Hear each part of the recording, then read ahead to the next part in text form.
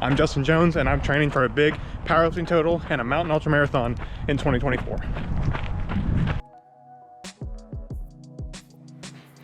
Welcome to another video and what's going to be a quick training run before a 10-mile race that I have this weekend that I actually forgot about and didn't sign up for until 5 days before. I was supposed to have done this run yesterday, but as happens sometimes in life and more often than not with a family and a business, things came up and I had to move it to today. No big deal. I'm gonna do the run and then do my lift and be back on schedule. That said, it's currently the first week of January and I just came off a big period of reflection on 2023 and setting up my vision for 2024. So I wanted to share that with all of you guys in the hopes that it helps you maybe get some context and reflection on your own 2023 and set up 2024 to be all that you want it to be. That said, let's go get into the run. At the end of the year, it'd be super powerful to reflect on the previous year, not only what you didn't do well, but also what you did do well, to give yourself some perspective to set up 2024 or whatever next year you're planning. It's easy to beat yourself up, and so I really like to have some gratitude about the things that went well in the previous year as well. So for me, 2023 was somewhat rocky at the beginning, fairly up and down, business-wise, personal-wise, but then last quarter of 2023 really figured a lot of stuff out and went really well, actually. Not that it was easy, but it went really, really well. That said, I've identified two key areas of improvement for 2024 on 2023. Even with the solid last quarter, always stuff to work on. So the first thing is time management. You know, I've got a family, a day job, growing the business, and I wasn't managing my time well at all. I was getting into a task, losing complete track of time, going way over the time I expected it to take, and then not getting everything else done. So one of my actions for 2023 based on that reflection is to keep better track of my time. I've been using timers on my phone. That way it pulls me out of what I was doing at the time I thought I was going to be done, and then I can make a decision on that versus having no idea, looking up, and what I was doing took 2 hours longer than I thought it would, which happened quite a lot. And the second area of improvement is on my mental load. So in 2023, especially around fall, my mental load was very high of everything I was doing, but my output was not matching the mental load that I felt I had. So basically I felt like I was putting in a lot of effort, and I was, but I felt like I was putting in more effort than the outputs that I was delivering, mostly in my business, in my day job, and just in my personal life. Some of the reasons for that are perfectionism. One of the things to be perfect, so they take me longer because I'm trying to make them exactly perfect. Caring what other people think is second.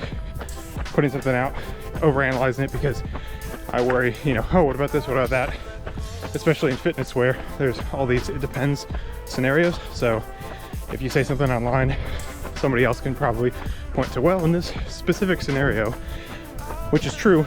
And so it makes it hard as somebody who's always thinking of those scenarios to put out anything, because you're always thinking about the what ifs, and every little 30-second Instagram reel turns into an hour YouTube explanation in your head. And then the third thing is a constant over-analysis of everything I do because I want the plan to be perfect. And so every time I do something, I'm over-analyzing the results versus just trusting the process long-term. And honestly, that's something everybody needs to do in fitness. So me having to learn it again, I had to learn it years ago in fitness. Now I have to learn it again from a business perspective, which is very interesting. Honestly, I learned a lot of stuff years ago in fitness that I've had to relearn in business. Things like don't let perfection be the enemy of showing up, and don't overanalyze things and let it paralyze you. And so even though I already knew these things in one domain, I've had to mirror them into another domain, and that's honestly helped me a lot, help my clients more, because I'm re-experiencing these things in a new light, remembering what they feel like, remembering what it feels like when something's wrong and you don't know what it is. Turns out to be one of these things. So it's been an overall net positive. Now that we have some context and reflection, some good things that happened in 2023. First thing is I did my first powerlifting meet. That was super fun. I PR'd everything, had a great time. That video is a few videos ago on my channel. If you want to check it out, I'll put it up here as well. Second thing is I grew my business revenue by 114% in the last quarter of 2023, which is huge because it means I've been able to help that many more people, which is awesome. That's why I do this whole thing, so I can help as many people as possible. So that's a big win there. And then I was also able to take some failures and turn them into lessons to put forward in 2024. Like we just mentioned on the reflection portion, I also set out to do a 60K trail race last year, hurt my hip. So I learned a lot from that emotionally. And also, if you can't tell from the podcast, with some of the guests we've had on, a lot of it ties into identity, recovery from injury. I did a really great podcast with Mitchell Tanner on that a few episodes back, so check that out. It's also on this channel under a playlist titled Podcasts. So what's the vision for 2024? I've got 2 big A events this year, which I'll get to in a moment. If you don't know what an A event is, I'm pushing business growth a lot so I can reach and help as many people as possible through my coaching, through programs, through plans, through free content like YouTube, podcasts. I'm also out of the military, so that's got its own things to work on, logistically, stuff like that. And overall working on putting less pressure on myself while still keeping the output that I want to put out. And overall putting less pressure on myself while still keeping my output where I want it to be. So back to my A events for the year. If you don't know what an A event or an A race is, it's basically a race or an event that you choose for the year. That's your big event for the year. So you're going to train specifically for that. You're going to taper for that. You're going to be as perfectly prepared as possible for that. So generally, you only want 2-ish A events a year, 1 or 2. Any more than that, and they can start to take away from each other depending on how big they are, how much training you have to do, how long the taper has to be. There's also B events, which are events that you just throw in, don't specifically train for them, but you might do like a small taper 3 or 4 days leading into the event. And a C event is something that you put on the calendar, you train, you don't even taper. It's just like a fun event that you do. Don't really care about how you do, just going out to have fun. So I don't have any B or C events on the calendar right now, except for this 10-mile race coming up. But I'm definitely gonna throw some in for fun. I don't know when, I don't know what, probably some powerlifting meets, probably some 5Ks, 10Ks, just for fun. Not super big deal, you know, because I've got these 2 A events, which we're gonna get into, that are fairly challenging, fairly taxing, and will take a lot of effort from me. So my first A event of the year is in April 7th. I am shooting for a 600 kilogram powerlifting total and a 60K trail ultramarathon in the same day. 600 kilograms is quite a push for me from my total at the last powerlifting meet. So again, that's a very difficult goal. I have to really push for that. I think 600 kilograms is just within reach with enough pushing, as long as I can recover and sleep well enough with the infant, you know. And my second A event of the year is in September. I want to pull 500-pound deadlift and complete a Colorado mountainous 50-mile ultramarathon. I can already deadlift 500 pounds, so I might end up pushing that up to 550 or 600, depending on how training's going. The real concerns for me are the 50-mile ultramarathon, because it's at elevation. I live at sea level, and there's about 8,500 feet of elevation gain over the 50 miles. I live in a place where it's pretty impossible to get elevation gain in training. So my plan to train for that is to get 3 or 4 drives out to the mountains. They're about 5 hours away, stay in an Airbnb, get some elevation training, some altitude training out in the Appalachian Mountains here in Virginia. Other than that, I'm just gonna have to kind of tough it out. I've got some places I've scouted out in the mountains already on Airbnb, on Google Maps, take it out, run on the Appalachian Trail, get some elevation, maybe go out to Blue Ridge. We'll see what happens. Overall, both of those are gonna be a lot of work with the business and with the infant on a shortened sleep schedule. So the question isn't, can I do the work? Because I know I can do the work. It's, can I recover enough to do more work that I need to push? Because all that lifting, all that running is gonna be really hard, especially on my legs with all the squats that I have to do, high RPE, low rep squats, deadlifts. So yeah, we'll see how it goes. I have to be adaptable, but I am gonna push. I really wanna hit both of those. They're on the calendar. I've signed up for the 60K and I'm gonna sign up for the 50 mile soon. That way I secure my spot. So I'm really excited for 2024. With all that in mind, one of the things that I did differently this year than previous years is I came up with a symbol for the year that encapsulates my vision and what I value for this year. Something that was recommended by a mentor of mine. I know a lot of people that have done this as well, and it was actually really powerful for me. So I wanted to share it with you. So on my phone here, I have my mission for the year, my vision, and I have my symbol, and I wrote out what it means to me. It actually took me a long time. I wasn't sure if I wanted to do an animal or an object, so that took me a while. And then once I chose what I did, I spent a long time writing out what it meant to me. That way it's really anchored emotionally for me every time I see it. So I chose a gray wolf, and for me, the gray wolf symbolizes a few things. One, resilience and endurance.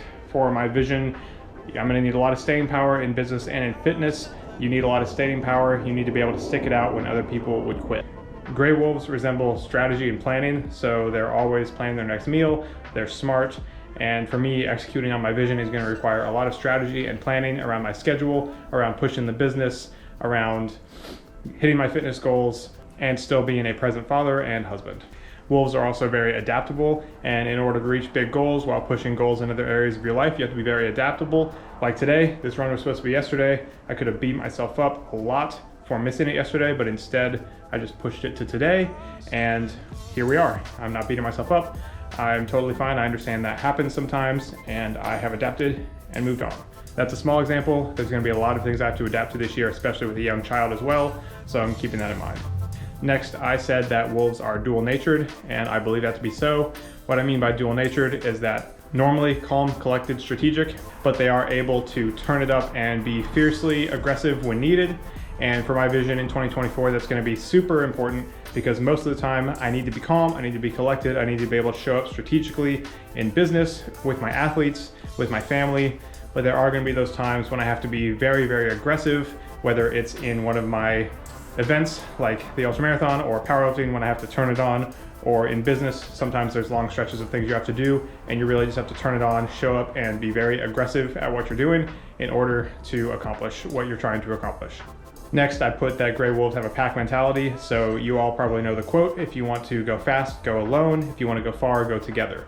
Nothing of worth is achieved truly alone. I believe that you need a tribe of people, and I have that in my family, in my close friends, in my colleagues, and that is a big part of my vision for 2024, is keeping that tribe, keeping that pack strong, growing it, and really fostering those relationships. And lastly, a gray wolf is kind of a symbol of freedom to me. So they roam out freely, go where they please, live their lives how they please. And likewise, my goals in the business and fitness-wise are all rooted in that sense of freedom, that desire for adventure and freedom, and really squeezing every drop of life that there is out of life. And that way, when we arrive at the grave, I will not have any regrets with the way I lived my life. I showed up for the people I wanted to show up for. I was always present, and I did everything I wanted to do and left no questions on the table. So as we bring this video to a close, I encourage you to reflect on 2023. What did you do well? What could you have done better? Why could you have done those things better? What lessons can you learn from those things you could have done better? And then we're gonna set up 2024 for you. So what I did, and what was super powerful for me, was writing a journal entry to myself from December of 2024. So writing a future journal entry in the present, and you're writing it in present tense like it's happening when you're writing it, and you're kind of writing it to yourself in the past, explaining what happened that year, the things that went well, things that didn't go well, and really what your awesome 2024 year looks like. I actually took that and put it in a website called Future Me that allows you to send a free email to yourself at some point in the future. So I selected December 20th, 2024 because I wrote the email as if it was December 20th, 2024. So when that time rolls around, I'll get the email and I'll get to see what all I thought the year would be and what it turned out to be. And I thought that was super cool. No affiliate or anything, but I'll put it in the description. That way, if you want to check that out as well, you can. And if you have big goals in 2024, I first want to encourage you to check out the rest of the videos on my channel. I have a series on hybrid training that walks you through step-by-step how to build a program for strength and endurance goals. And two, if you're looking for guidance on how to get to those goals, you can sign up for a consult call with me. They're completely free, no pressure. It's my mission to help as many people as possible, and I am not going to sell you anything that I don't think you need. So if you come to this call, it's an opportunity to check out one-on-one coaching if it's for you, if you're interested, but if not, you can still sign up for a call. And I would love to help you get clarity on the next steps you should take to get you to your goals, whatever they are, wherever you're at. I would love to help you. I'll put that in the description as well. You can just click through there, sign up, really easy, super free, no pressure. I really just want to help as many people as I can. And lastly, if you found this video valuable, if you drop down and click the like button, that lets YouTube know that you like the video, so they show it to more people and we can have a positive impact on as many people's lives as possible, which is really the goal. I just want to help as many people as I can. And if you want to get notified of future videos, subscribing will make sure you do that. I'll see you guys in the next video. Go forth and crush 2024. Always planning their next meal, There's a plane overhead. These planes get me in Virginia Beach, that's for sure. Bro. Construction, really?